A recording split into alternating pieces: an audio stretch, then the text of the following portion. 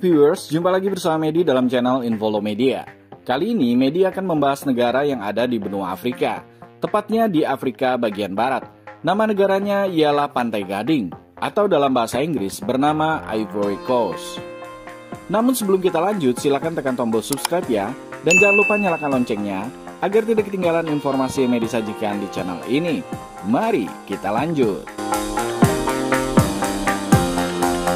Pantai Gading berbatasan di utara dengan negara Mali dan Burkina Faso, sedangkan di timur berbatasan dengan Ghana, di selatan dengan Teluk Guinea, di barat daya dengan Liberia, dan di barat laut dengan Guinea. Nama Pantai Gading diambil dari fakta bahwa para pedagang Eropa datang ke pantainya untuk membeli gading. Nama negara ini sering diterjemahkan dalam berbagai bahasa, misalnya Ivory Coast dalam bahasa Inggris, Eichbahnküste dalam bahasa Jerman, dan Costa de Marfil dalam bahasa Spanyol. Pada bulan April tahun 1986, pemerintah negara ini menyatakan bahwa Côte d'Ivoire dalam bahasa Prancis akan menjadi nama resmi untuk keperluan protokol diplomatik, dan sejak itu secara resmi menolak mengakui terjemahan apapun ke dalam bahasa lain dalam hubungan internasionalnya. Namun demikian, masih banyak media yang menggunakan nama Ivory Coast atau Pantai Gading dalam bahasa Indonesia untuk menyebut negara ini. Catatan tertulis pertama tentang Pantai Gading dibuat oleh para pedagang dari Afrika Utara yang mengunjungi negara bagian Sahara Selatan untuk mencari emas. Kerajaan Sudan yang kuat mendominasi sejarah Pantai Gading. Dari kerajaan inilah Islam menyebar ke wilayah utara Pantai Gading. Setelah runtuhnya kerajaan Sudan, masyarakat Jula atau Diola di utara mulai menegaskan kembali diri mereka dan mendirikan kerajaan Kong. Suku Akan juga mendirikan kerajaan Abron yang kemudian mendominasi suku Kong. Kerajaan Akan lainnya adalah Baule dan dua kerajaan Agni. Kerajaan Akan memperkenalkan sistem politik yang sangat terpusat di Pantai Gading. Orang Eropa pertama yang mengunjungi daerah ini ialah orang Portugis dan kemudian diikuti oleh orang Eropa lainnya. Pada tahun 1843, Prancis mendeklarasikan wilayah ini sebagai protektorat Prancis dan dikonsolidasikan sebagai koloni Prancis pada tahun 1893 di tengah perebutan Afrika. Pada tahun 1904, Pantai Gading menjadi bagian dari Afrika Barat Prancis hingga tahun 1960. Ketika negara ini memperoleh kemerdekaannya dari Prancis. Kemudian, negara yang baru merdeka ini dipimpin oleh Félix Houphouët-Boigny yang memerintah negara ini hingga tahun 1993. Sebelum kudeta militer pertama di tahun 1999, Pantai Gading merupakan negara dengan stabilitas dan pertumbuhan ekonomi yang baik di Afrika.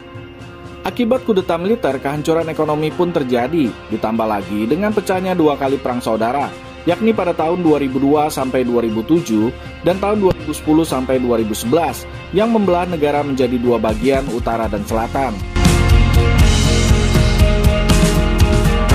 Sejak tahun 1983, ibu kota Pantai Gading adalah Yamoussoukro, sedangkan Abidjan menjadi pusat administrasinya. Namun sebagian besar negara lain tetap mempertahankan kedutaan besar mereka di Abidjan. Luas wilayah negara ini sebesar 322.462 km persegi dengan penduduk sebanyak 28.873.034 jiwa pada tahun 2023. Bahasa resmi yang dipergunakan di negara ini adalah bahasa Prancis. Namun ada juga bahasa tradisional yang masih dituturkan di negara ini, seperti bahasa Bete, Baule, Diola, Dan, Anyin, dan Sewara Senufo. Secara total, ada sekitar 78 bahasa berbeda yang digunakan di Pantai Gading.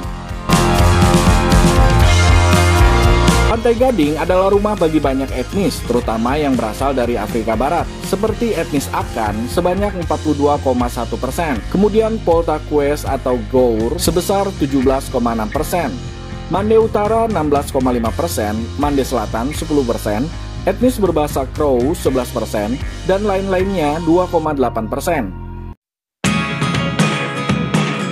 Agama di Pantai Gading beragam, tidak ada agama tertentu yang mewakili mayoritas penduduknya.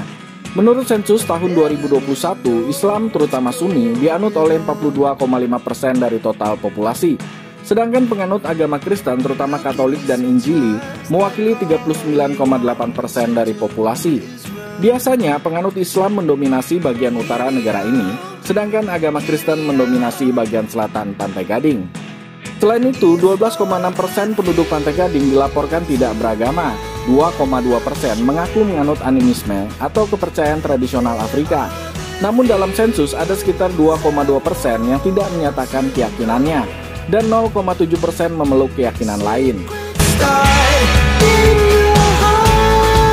Politik Pantai Gading berlangsung dalam kerangka Republik Demokrasi Perwakilan Presidensial, di mana Presiden Pantai Gading menjadi kepala negara sekaligus kepala pemerintahan dan dalam sistem multipartai. Kekuasaan eksekutif dijalankan oleh Presiden dan pemerintah, sedangkan kekuasaan legislatif dipegang oleh pemerintah dan parlemen. By the way, viewers, Pantai Gading merupakan negara pengekspor biji kakao terbesar di dunia dan juga pengekspor barang terbesar keempat secara umum di sub-Sahara Afrika. Tidak heran kalau Pantai Gading memiliki pendapatan per kapita yang relatif tinggi. Pantai Gading juga terus mengembangkan perkebunan coklat yang dapat menyerap kebutuhan tenaga kerja yang tinggi dari negara-negara tetangga seperti Ghana, Liberia, Sierra Leone, Guinea, Senegal, Guinea-Bissau, Cape Verde, Nigeria, Benin, dan Togo. Selain coklat, hasil utama pertanian negara ini adalah kopi, karet, tebu, kelapa, dan juga kelapa sawit. Nah viewers, mari kita melihat tempat-tempat wisata yang ada di Pantai Gading. Yang pertama ialah Gunung Nimba. Gunung Nimba adalah pegunungan yang terletak di perbatasan antara Pantai Gading, Guinea, dan Liberia. Pegunungan ini termasuk ke dalam situs warisan dunia UNESCO dan menawarkan keindahan alam yang luar biasa. Para pendaki bisa melakukan trekking menantang untuk mencapai puncak gunung dan menikmati pemandangan yang spektakuler.